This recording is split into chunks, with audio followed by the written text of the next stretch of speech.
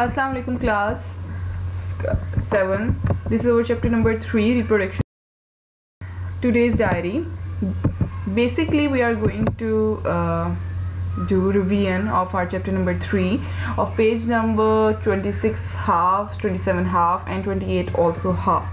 So there are specific topics that are selected for the monthly test and your homework is to learn them, or it's a sort of revision. You have to revise बहुत अर्सा हो गया इन chapters को पढ़े हुए.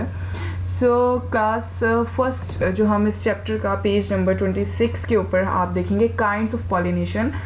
Pollination खुद जो एक topic है पॉलिनेशन, आपने उसकी डेफिनेशन या कुछ भी नहीं करना, आपने बेसिकली डायरेक्ट स्टार्ट ही काइंड्स ऑफ पॉलिनेशन से करना है. So in kinds of pollination first मैं आपके रिवीजन के लिए एज अ पॉलिनेशन की डेफिनेशन बता रही हूँ, but you don't have to learn it. So what is pollination? The transfer of pollen grains from the anther of the flower to the stigma of the carpel. So what is anther? Anther आप page number 26 पर आप figure number 3.1 को देख सकते हैं. वहाँ पर जहाँ पर स्टेमन उन्होंने मेल रिप्रोडक्टिव का नेम होता है, मेल रिप्रोडक्टिव पार्ट को हम स्टेमन कहते हैं. आप उसके अंदर देख सकते हो anther and filament. And then आप कार्पल देखो, फीमेल रिप्रोडक्टिव पार्ट को प्लांट्स में हम कहते हैं कार्पल. एंड कार्पल के अंदर 3 पार्ट्स होते हैं, stigma, style, ovary and ovules. So basically pollen grains जो एंथर में मौजूद होते हैं वो ट्रांसफ़र हो जाते हैं to the stigma of the carpel. So this is the pollination. So there are two kinds of pollination. Number 1 is self pollination and number 2 is cross pollination. So in your diagram you can see your left side of pollination जो कि basically self pollination है. self pollination में क्या होता है कि एक ही पौधा है, उसी के 2 फ्लावर्स हैं, तो उसी के 2 फ्लावर्स में से एक फ्लावर के एंथर से पोलन ग्रेन ट्रांसफर हो जाते हैं to the second flower of the same plant. While the second one is cross pollination which is on the right side.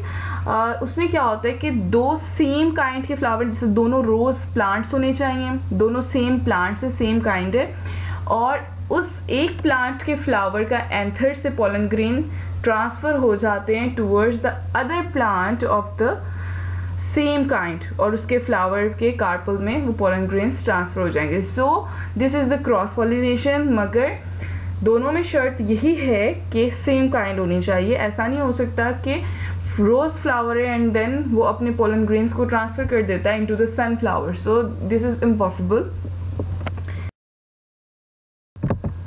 Next class आपने एजेंट्स ऑफ पॉलिनेशन नहीं करने.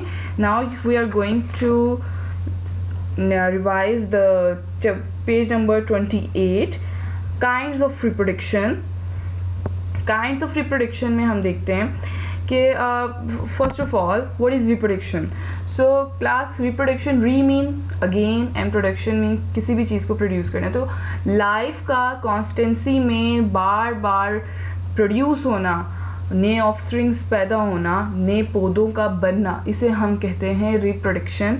So there are 2 kinds of reproduction, asexual reproduction and the other one is sexual reproduction. So what is asexual reproduction? Asexual reproduction is, आप diagram में देख सकते हैं, asexual reproduction में क्या होता है कि offsprings are produced by a single parent. Single एक ही parent है, there is not specific gender there, they are just like amoeba. Amoeba में ना कोई मेल है ना कोई फीमेल है. So this is the organism which divide itself into 2 after some time. So ये खुद ही अपने आप को डिवाइड कर देता है. तो जो चीज़ खुद ही अपने आप को डिवाइड कर दे without any kind of help with other gender, उसमें कोई जेंडर स्पेसिफिक ही नहीं होता, तो ये बेसिकली एसेक्सुअल रिप्रोडक्शन होती है. आप पोटैटोज़ की भी एग्जांपल ले सकते हो इनसे, कि अगर आप पोटैटो का ट्यूबर जो हम पोटैटो आई जिसे हम बोलते हैं, पोटैटो का ट्यूबर जो है आप उसको कट करके और आप उसको प्लांटेड करो, उसको अच्छे से न्यूट्रिशन दो, तो आप देखोगे कि वो पूरा आलू कुछ महीनों में बन जाएगा. सो बेसिकली क्या है कि वो खुद ही डिवाइड होता एक पूरे वेजिटेबल में चेंज हो गया. सो नेक्स्ट क्लास हमारी है type sexual reproduction. As you can see in the picture कि इसमें इन्वॉल्व होते हैं 2 cells, one is the male gamete and the other one is the female gamete. So male and female gametes combine होंगे and they form zygote. Then zygote is then start developing into a full new offsprings और a new plant. ठीक है जी. Next class जो आपका third and the last topic है आपने इस chapter से याद करना है for the monthly test is the fertilization in plants. So what is fertilization? First one is the what is fertilization. So एक ऐसा प्रोसेस जिसमें स्पर्म यानी कि male gamete and the egg यानी कि फीमेल गैमेट दोनों फ्यूज होते हैं और जाइगोट की प्रोडक्शन कर देते हैं, जाइगोट बना देते हैं. तो उसे हम कहते हैं, उस प्रोसेस को हम कहते हैं fertilisation. So class fertilisation basically उसमें हो क्या रहा होता है. तो the surface of the stigma आप देख सकते हैं, ये जो आपके पास एक वाज लाइक शेप है, इसके फर्स्ट आप देखिए बिल्कुल ऊपर स्टिग्मा लेबल्ड है.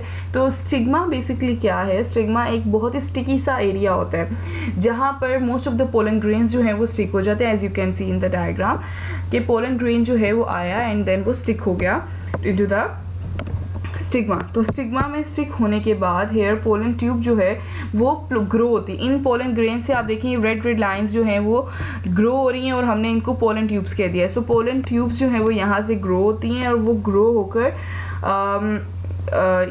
From each pollen grain and 2 sperms जो हैं वो उन पोलन ट्यूब्स में मौजूद होते हैं. यानी कि तक हर पोलन ट्यूब के अंदर जो है वो 2 स्पर्म्स मौजूद होते हैं. द ट्यूब ग्रोज डाउनवर्ड और जब वो ट्यूब डाउनवर्ड मूव करती है थ्रू द स्टाइल से होती हुई वो एंटर हो जाती है इनटू द ओवरी. जो नीचे वॉज लाइक उसका जो बेली शेप्ड आ रहा है नीचे से वो उसकी ओवरी है. और पोलन ट्यूब जैसे ही फाइनली एंटर हो जाती है ओव्यूल यानी कि ओवरी के अंदर जो ओव्यूल मौजूद होता है वहाँ पर एंटर हो जाती है, तो वो अपने स्पर्म्स यानी कि मेल गैमेट्स जो उनके अंदर मौजूद होते हैं उसको रिलीज़ कर देती है. उनमें से एक जो मेल गैमेट यानी कि स्पर्म है वो कंबाइन कर जाता है विद द फीमेल गैमेट यानी कि एग के साथ, और जैसे ही वो कंबाइन करेगा तो वो जाइगोट की फॉर्मेशन कर देगा. वाइल जो दूसरा स्पर्म होता है वो कंबाइन कर जाता है दूसरे सेल के साथ और वो फूड की स्टोरेज को यानी कि फूड की प्रोडक्शन कर देता है for the next few the development months, यानी कि जब तक वो नया पौधा या नया फ्रूट नहीं बन जाता. तो ये बेसिकली प्रोसेस है पूरा फर्टिलाइजेशन. यानी कि मैं दोबारा रिपीट करूँगी कि पोलन ग्रेन्स जो हैं वो स्टिग्मा के ऊपर अटैच हुए, देन वहाँ से पोलन ट्यूब्स की फॉर्मेशन हुई. पोलन ट्यूब स्टाइल से होती हुई ओवरी में गई एंड हर पोलन ट्यूब में 2 स्पर्म्स मौजूद थे. जैसे ही वो ओवरी से ओव्यूल में एंटर हुई हैं तो वो स्पर्म्स रिलीज हो गए. एक स्पर्म ने एग के साथ फ्यूज होकर जाइगोट की फॉर्मेशन कर दी और वो न्यू प्लांट में डेवलप हो जाएगा. वाइल जो दूसरा स्पर्म था उसने दूसरे सेल के साथ फ्यूजन की और उसने फूड बना दी. So this is the whole process of fertilization. So class ये आपने अपने रिवीजन के लिए इस लेक्चर को ज़रूर सुनिएगा बिकॉज इट्स इम्पॉर्टेंट कि काफ़ी अर्सा हो गया हमने इस चैप्टर को पढ़ा था और ट्राई टू अंडरस्टैंड इट. और अगर कोई भी क्वेश्चन हो तो आप मुझसे क्लास में पूछ सकते हैं. Thank you.